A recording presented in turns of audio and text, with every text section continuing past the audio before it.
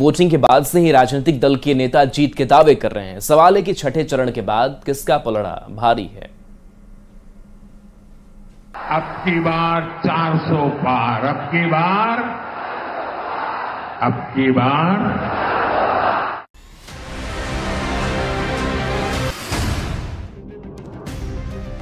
2024 का चुनाव अपने अंतिम चरण में पहुंच चुका है।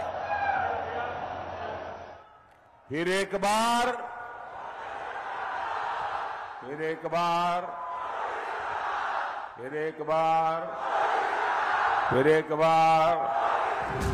6 फेज की वोटिंग के बाद जीत के दावों का दौर तेज हो चुका है। ये जैसे ही ये हेलीकॉप्टर में चक्कर मारने का समय उनका पूरा होगा, जेल का रास्ता तय हो जाएगा। 7वें चरण के पहले ही कोई 400 पार का नारा लगा रहा है। 4 जून तो कोई 2024 में पूरी तरह चित्त कर देने की भविष्यवाणी कर रहा है। इस बार देश की जनता इनको 140 सीटों के लिए भी तरसा देगी। गृह मंत्री अमित शाह ने तो 5वें चरण के बाद से ही दावा कर दिया है कि मोदी जी 310 पार कर चुके हैं। 5 चरण में मोदी जी 310 सीट प्राप्त कर चुके हैं, सरकार बना चुके हैं। ऐसा नहीं है कि ये दावे सिर्फ सत्ता पक्ष की तरफ से ही किए जा रहे हैं। जीत के दावों की दौड़ में विपक्ष भी पीछे नहीं है।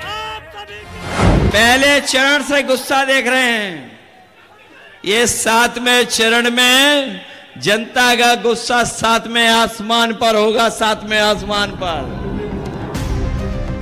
नेताओं के दावों के बीच बता दें कि अब तक देश भर की जिन 486 सीटों पर वोटिंग हो चुकी है, 2019 में उनमें से बीजेपी के खाते में 278 सीट आई थी, कांग्रेस के खाते में 44 सीट गई थी।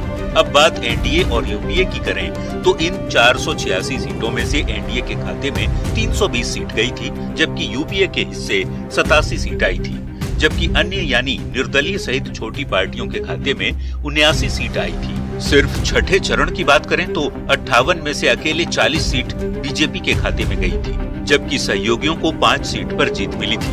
यानी 2019 में छठे फेज की 58 सीट में से एनडीए के खाते 45 सीट आई थी। छठे चरण में कांग्रेस के खाते में एक भी सीट नहीं आई थी। 2 सीटें सपा और नेशनल कॉन्फ्रेंस के खाते में जरूर गई थी, जबकि बाकी बची 11 सीट पर अन्य यानी अदर्स को जीत मिली।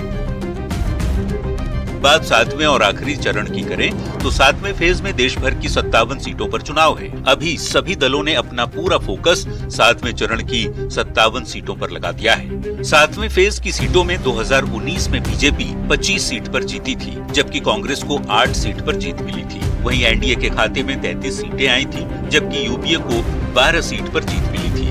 12 सीटों पर ही अन्य के उम्मीदवार भी जीते थे। अब यदि 400 पार का आंकड़ा पार करना है तो बीजेपी को 73.66% का स्ट्राइक रेट चाहिए। शायद इसी को देखते हुए अमित शाह ने 5वें चरण तक 310 पार करने का दावा किया। वैसे फाइनल रिजल्ट तो 4 जून को ही पता चलेगा, जब वोटों की गिनती होगी। तब तक दावों का दौर यूं ही जारी रहने वाला है। Bureau report, news 18।